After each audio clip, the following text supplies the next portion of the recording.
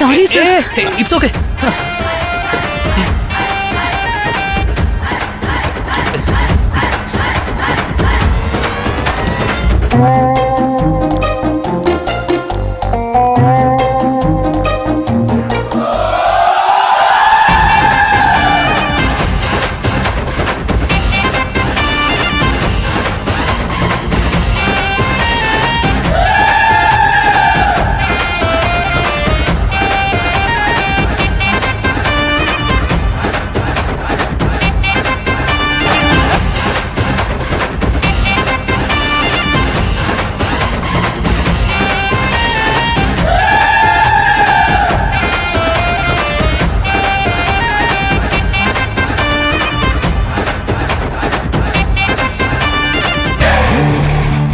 നീ വന്നില്ലായിരുന്നെങ്കിലേ ഞങ്ങളുടെ കാര്യം കട്ടപ്പുകയായേനെ.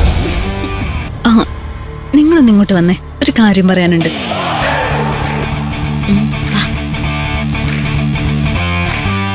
സാറേ, അവരാളത്ര ശരിയല്ല. ശരിക്കൊന്ന് ക്വസ്റ്റ്യൻ ചെയ്യണം, എന്നാ പലതും പുറത്തു വരും.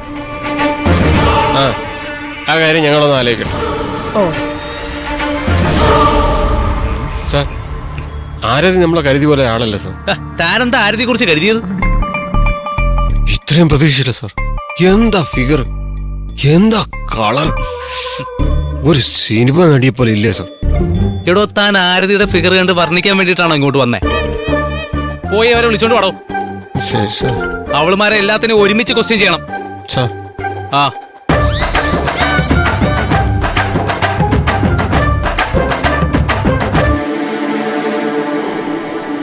ആരതി ഒരു സംഭവമാണല്ലോ.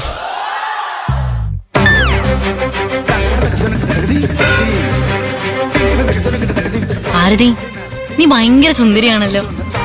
നിങ്ങളുടെ അത്രയും സൗന്ദര്യം എനിക്കുണ്ടോ? നിങ്ങളല്ലേ സുന്ദരിമാര്. ഇപ്പൊ നമ്മുടെ കൂട്ടത്തിൽ ഏറ്റവും സുന്ദരി നീയാ. Thank you.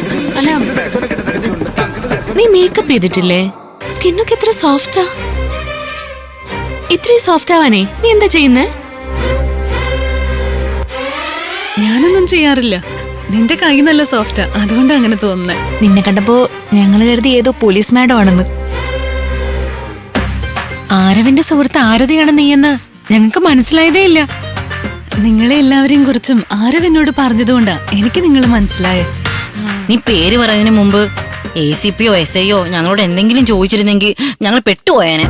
എന്നെ നിങ്ങൾ ആദ്യമായിട്ട് കാണുന്നോണ്ട് പ്രശ്നം ഉണ്ടാവുമെന്ന് എനിക്കും പേടിയുണ്ടായിരുന്നു. ആരവ് എല്ലാ കാര്യങ്ങളും പറഞ്ഞിട്ടാ എന്നെ ഇങ്ങോട്ട് അയച്ചത്. നിങ്ങളുടെ പ്രതിസന്ധി അറിഞ്ഞ ഉടനെ ഞാൻ ഓടിപ്പാഞ്ഞെത്തുമായിരുന്നു.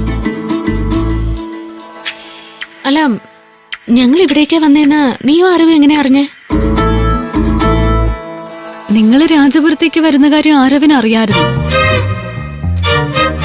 അതുകൊണ്ടാണല്ലോ അവൻ എന്നെ ഇങ്ങോട്ട് പറഞ്ഞയച്ചത്. നിങ്ങളെ പോലീസ് കൊണ്ടുപോകുന്നത് ആരവ് കണ്ടിട്ടുണ്ടാവും. അവന് പോലീസിനടുത്തേക്ക് വരാനാവില്ലല്ലോ. ഞാൻ വരുന്നത് വരെ അവൻ അവിടെ കാത്തു നിൽക്കുമായിരുന്നു.